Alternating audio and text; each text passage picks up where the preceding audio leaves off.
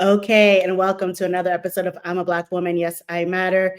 In partnership with the Miami-Dade Economic Advocacy Trust, we are highlighting and celebrating Black women-owned, led, and founded businesses here in South Florida. Today, I have the amazing Miriam Arthur-Sullivan. How you doing, Miriam? I am awesome. How are you? I'm good. Founder of the NieCat Foundation and Blessings Academy. And so, again, thank you for being here.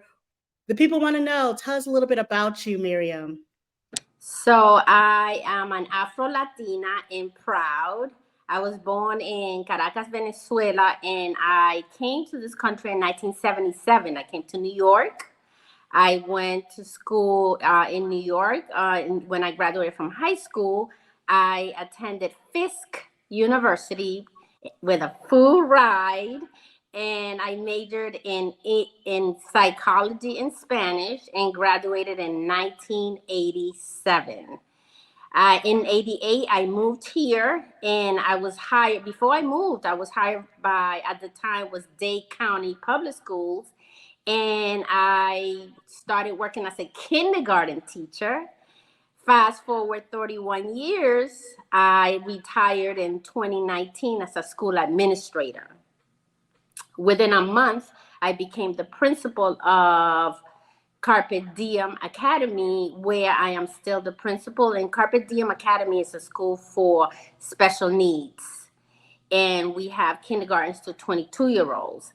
I have 5 grandchildren who I call my GrandHons, or 4 girls and 1 boy, and they all came from my 2 daughters. My oldest daughter is Niel Encarnacion. Her birthday's tomorrow. She'll be 33 years old. And Katiana is 28. So that's where NieCat came from. Niel and Cat. When they were growing up, I always mixed their names together, and I ended up calling them NieCat all the time. So that's how NieCat, the name, was born. I love that. Well, that's great. First of all, shout out to Fisk HBCU and Nashville. Boom, boom, boom. I used to live there. So Nashville has such a rich history of having 3 HBCUs in that small little 10-mile Radius. city. It's great. So I love that and love how you came over here to Miami and you worked in Dade Public County Schools. We have that in common. Educators, we love being in education and giving back to our community, and then retiring. So you were retired, girl. What made you decide to become a principal at a special needs school and then to also start your foundation? The school belongs to one of my best friends, and we were having dinner, and when I told her I was retiring, she said to me, "You're going to be my principal, right?" So I said, "Right." And it has been a fantastic ride. I love children with special needs. When I first got there, my educators thought that they could not learn, and I promised them that by the end of those 180 days in 2019 that I would change their minds, and they did. I changed their minds, and we have such a great time because people believe that children with special needs cannot learn, and that is farther from the truth. They can learn. You just have to figure out how they learn and manage your curriculum towards that. And they all have a hidden talent. That's the best part. They all have a hidden talent. And so I'm I'm happy. I don't even go to work. I'm getting paid just to play. Honestly, I'm getting paid just to play. I love that. Pay to play. So let's talk a little bit about your entrepreneurial journey and the foundation and Blessings Academy, and all the different endeavors that you have going on. So NECAT Foundation of Excellence was born because I was watching 60 Minutes. We were just coming out of the pandemic. I still wasn't going out too much. And I saw a 60 Minutes piece on how these white males who had adults with special needs were getting jobs for their children in their corporation. And I said, you know what?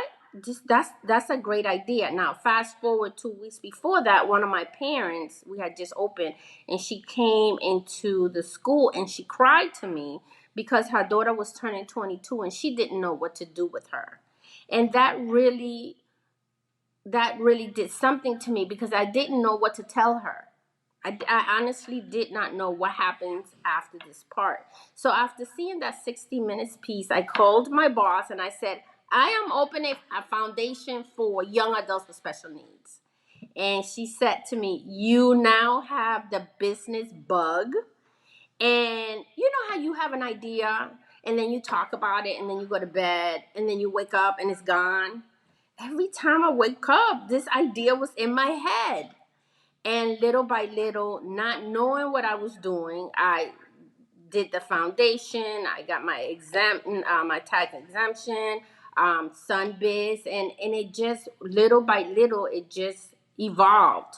So the original idea is different than what the foundation is now. So basically, what the foundation is doing, we have a Medicaid waiver, and we send therapists, speech, occupational, and physical therapists to the homes. We send home health aides to the homes as well, to these families that need that support but cannot necessarily come out for whatever reason.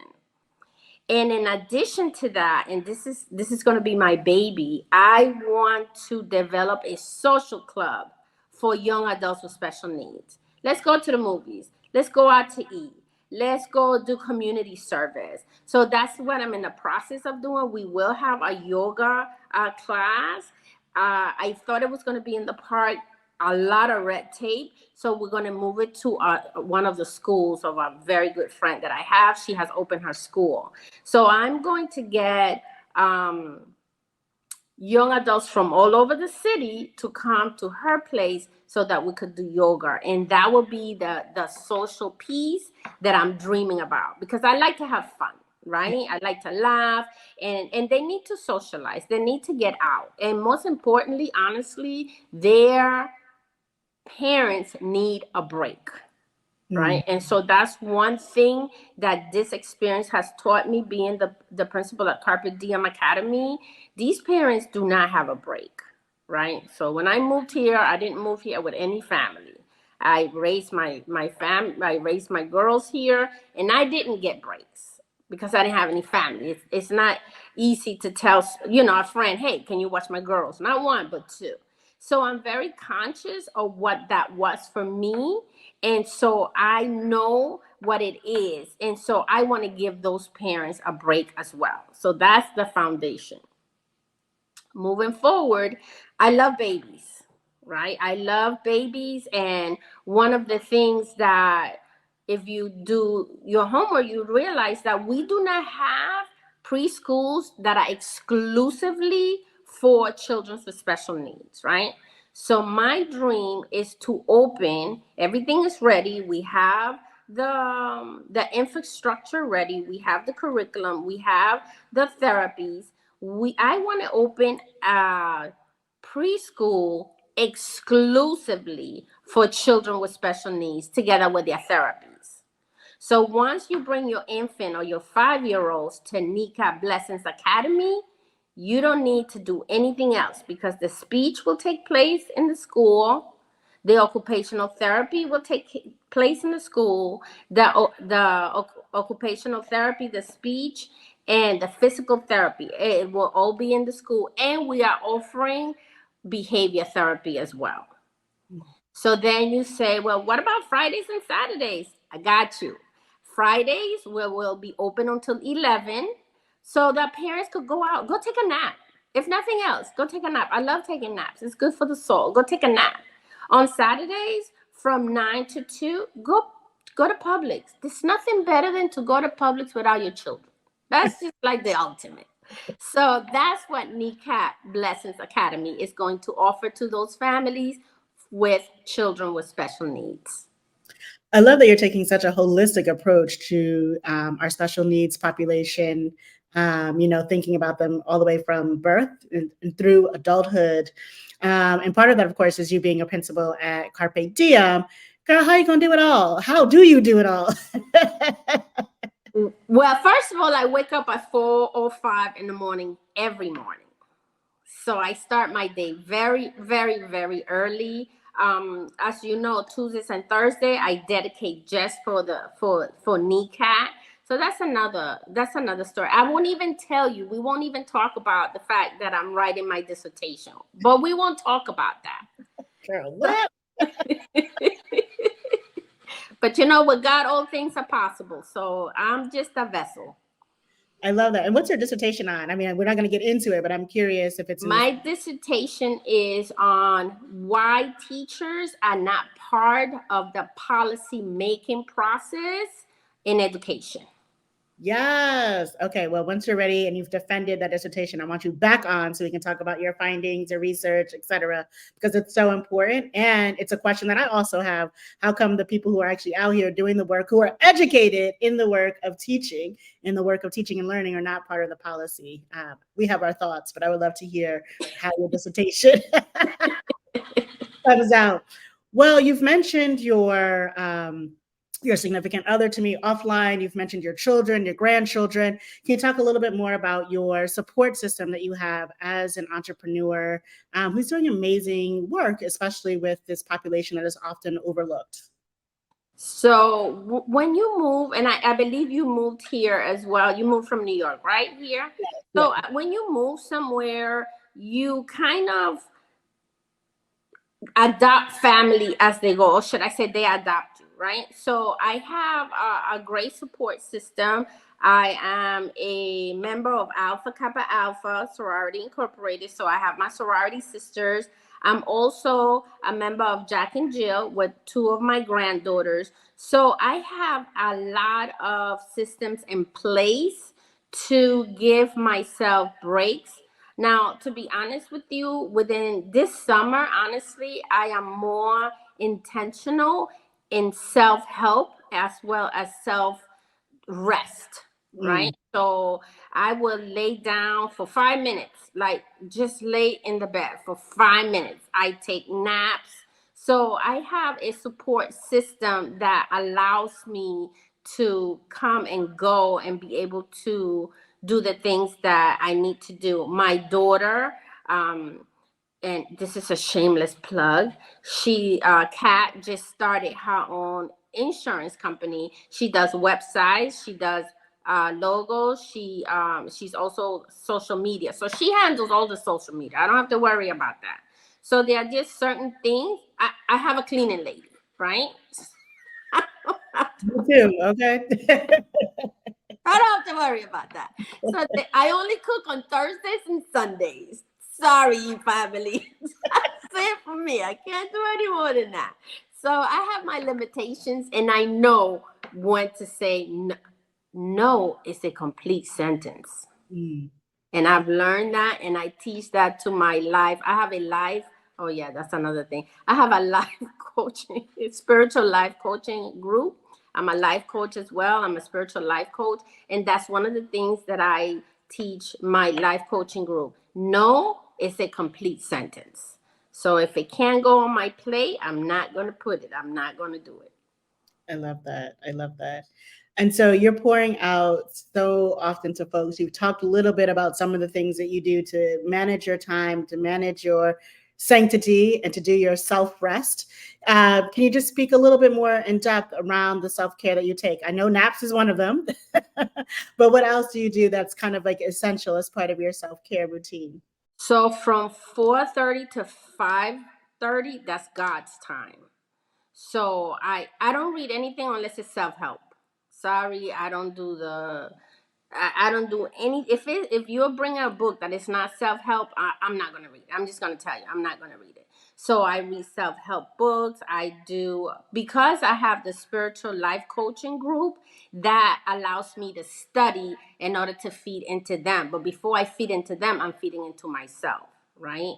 And so I do. I'm reading right now. This is my second time reading it. Don't believe what you think. Awesome book, 100 pages, but it will change your life. So I'm always working on myself, and I'm always aware on what I say. I know that words have power. So there are just certain things that I'm not going to be involved in if it's going to suck my energy, right? So I have a very small group of women that I love, and every single one of them feeds into me. I'm quite sure I feed into them, but I'm not going to talk about that. But I can tell you exactly who I need to call when I need to speak, and I need to feel empowered. So that's what makes me the person that I am. Again, naps are super important. Even if it's just laying down for a minute, I will tell my granddaughters, "Give me 5 minutes," and they understand that. I go to bed. I have alarms for everything. I have a 10:30 alarm to go to bed, and when that alarm goes off, if you and I were doing this interview and 10:30 at night, I would say to you, "Good night, I'm out." I'm out. That's it for me. So those are the things that I use. The beach is awesome. I have not been to the beach this summer. I wish I could have had. But going to the beach, as you know, I live behind a lake, just looking at the water. So I have systems in place that make me take deep breaths, and I breathe a lot. I Mm, breathe a lot. I take deep breaths a lot. I love Just that. I love that. And so, what keeps you motivated in this work? I have to do it. I have to do it. I have to get it done. I have to get it done. We just have a little uh 4-year-old. He's not in the school part. He's in the therapy part, and I won't say his name. School just started on Thursday, and at first he would look at me, and I would look at him, and I would play with him. Yesterday, he literally made my day because he played with me. Mm, That's what keeps me, I mean, and his father had him, and his father probably thought I was crazy because I was like, "Oh my God, he smiled at me." Oh, he made my day. It took a week, it took 8 days to make this happen, but I did. So that's what keeps me motivated. People just don't understand that special needs children, special needs young adults, they need us as well as we need them. You learn so many lessons from them. So to see them smile, to see them accomplish something, to see a 16-year-old cut with scissors and do it in a straight line, that might sound trivial, but in their world, in their family's world, that's a big deal. yeah. And that's what fuels me. Oh my God, Miriam, I love that. And thank you for pouring into our population of students who are special in so many ways. I wish we could call them something, but I wish like sometimes special needs didn't have the negative connotation it has, because to your point, they're beautiful human beings who have so much talent to offer to the world. And so thank you so much for pouring into them. What does success look like to you? Success looks to me, success looks like having a social club for young adults with special needs, with grants, with the ability to go. Oh my God, what if I could take them to DC? I just took my granddaughters to DC to go museum hopping. What if we could go to DC? What if we could go to New York? What if we could see a play in New York? Mm, Success looks to me having therapists at children's homes, doing the therapies, having home health aides in the house, giving that mom, that dad a break, just breathe, just take a nap. Success looks to me having NieCat Blessings Academy open and functional, where classrooms, where therapies are taking place, where the children are happy, where they are learning, where someone is singing, where someone is drawing. Because one of the things, and you said in terms of negative connotations, we also say they are children with unique abilities. Every single child I know that has a special needs has something that they're awesome at. Whether it's their handwriting, their They are singing. Some of them, you would not believe the voice that comes out of their little bodies. Some of them are artists. You know, there's something that they could do. They could play baseball, football, you name it. To find that is would be my happy place. I love that. Thank you so much, Miriam. How can people get in contact with you, see what you're up to, and support you in the work that you are doing? So I have two websites. The website for the academy is NIECAT, NieCat Blessings, which we all are blessed, so blessings, NFE.org. That is the academy. For the foundation, it's NieCat Foundation at NIECAT, NieCat, NFE.org. Awesome. And then your IG? NieCat Blessings Academy. Awesome. Miriam, thank you so much again for all the hard work that you're doing, for pouring into this special population of adults and children. I can't wait to continue to support, see this blossom. Can't wait to be at the opening for NieCat Blessings Academy. It will absolutely happen. Thank you again to the Miami-Dade Economic Advocacy Trust for partnering with us to support, elevate, celebrate, and highlight Black women-owned, led, and founded businesses. Until next time, peace. Blessings.